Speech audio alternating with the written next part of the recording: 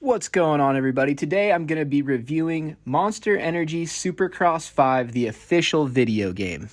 So for the last 5 seasons now, we've gotten pretty accustomed to getting a new video game for every year.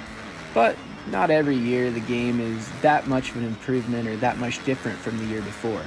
But with Monster Energy Supercross the Game 5, there's quite a few big improvements and big changes. Number one being the way the game feels. The gameplay is quite a bit different than 4. The first two things that jumped out at me different about the game is the cornering seems much more fluid and the battling seems much more intense. It's almost like there's a little magnet that helps you keep on course. So even if you're banging bars and battling, it kind of keeps you locked into the flow state of the track.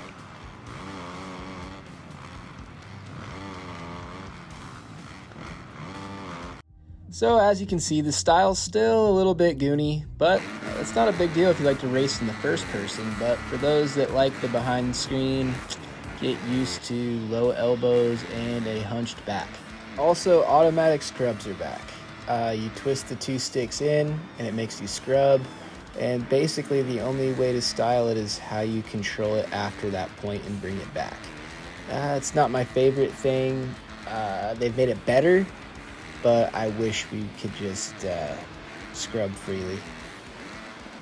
One big improvement on the game is the tough blocks. So they'll still take you out, they'll still make you crash, but not every time. You can hit them, they'll bounce out of the way. They seem to be a little bit lighter and a little bit more forgiving for when you go off the track, which happens a lot on this game. Here on Supercross 5 All for Fame, there's a pretty in-depth career mode. So you come in, you start as a Supercross Futures, then you're a rookie. You have to overcome obstacles such as, injuries, heal your injuries. You have to have workout sessions, training, build your bike, get sponsors. It shows you what really goes into being a professional dirt biker. Here's a snippet of one of my favorite skill games. You start out last and you get a point for every person you run into. So the goal is to pass all the way to the lead while making contact.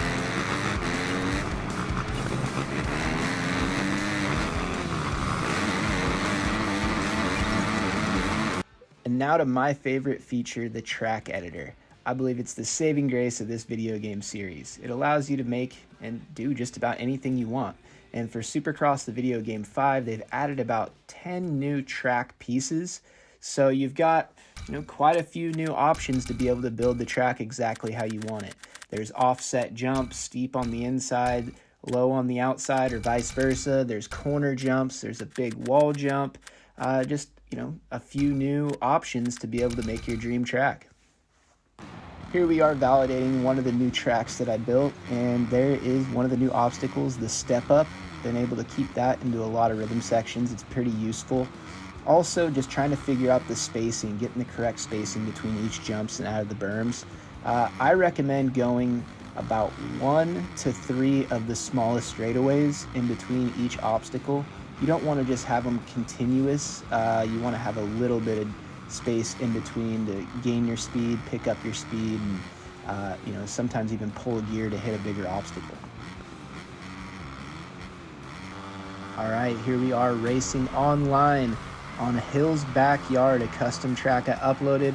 It's a replica, as close as I could get it, to my parents' property in Oregon, the Supercross track. Doesn't look like collisions are turned on, which isn't a big deal on this type of track because it's kind of nice when you don't have somebody who's running into you and killing your momentum when you got big rhythm sections like that. Just like the last game, you got to be real precise, carry momentum around your turns. I think on this game, you have to be even more precise with how you catch the backsides. It seems like if you come up short, you really lose momentum. I think that's a good thing. That's, I think, closer to what it's like in real life. A little bit more consequence when you make a mistake.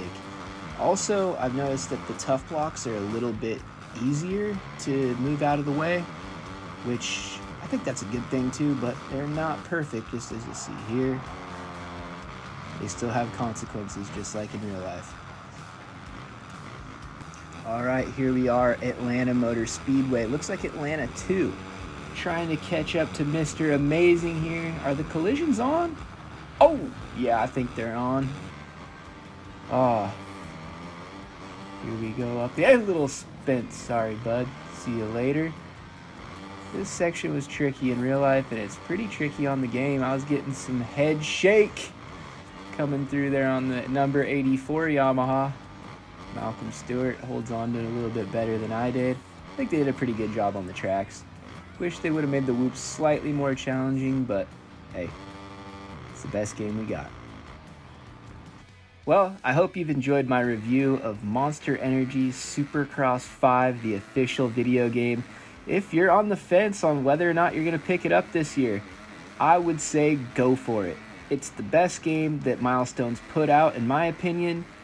It's got the most customization, new track editor, and the online racing with this game is one of the best I've ever played. So be sure to pick it up, check it out. You never know who you're going to run into in one of the gaming lobbies.